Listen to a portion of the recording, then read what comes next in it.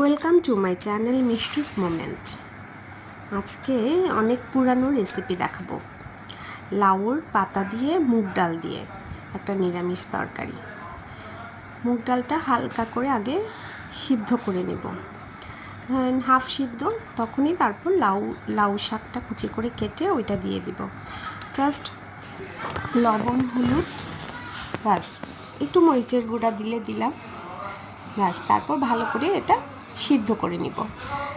ডালটাও সিদ্ধ হয়ে যাবে, লাউ শাকটাও ভালো করে মজে যাবে, আর পানিটা শুকিয়ে যাবে। পানিটা শুকিয়ে গেলে এটা পোড়ন দিব। এই ভিডিওটা, এই যে পোড়ন দিচ্ছি, তেলের মধ্যে শুকনো মরিচ, তারপর হচ্ছে রসুন ভালো করে লাল লাল করে ভেজে তারপর শাক দিয়ে দিব। এই গন্ধটা খুব ভালো লাগে না? আমার থেকে না রসুন ভাজার গন্ধটাই আলাদা ভাল লাগে, কেমন জানি একটা ফ্লেভার। ওইটাতে মজানো শাক আর ডালটা পোড়ন দিয়ে দিব।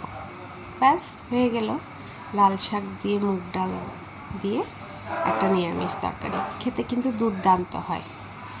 আবার আসলে বাঙালিদের সাধারণ এই গ্রাম অঞ্চলের এই লতা পাতা রান্নার খানা সাদা ভাত দিয়ে আসলে তৃপ্তি নিয়ে খাওয়া যায়, কি বলেন?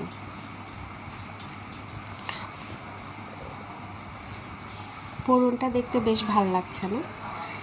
এই গরম তেলের মধ্যে যখন শাকটা দেয়া হয়, যে একটা সুঘ্রাণ বের হয়, আসলে অসাধারণ।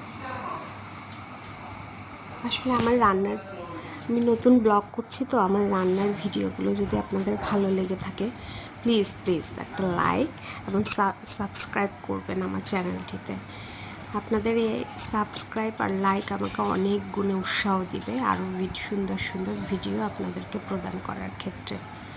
হ্যাঁ, আর আপনারা রেসিপিটি দেখে যদি ভালো লাগে প্লিজ করে দেখবেন, আমাকে জানাবেন কমেন্টে যে কেমন লাগছে। দেখতে খুব ভালো লাগছে না? খেতেও কিন্তু খুব ভালো হয়েছে। সিম্পল রেসিপি, কিন্তু খেতে দুর্দান্ত। সবাইকে অসংখ্য ধন্যবাদ, সব সময় পাশে থাকবেন।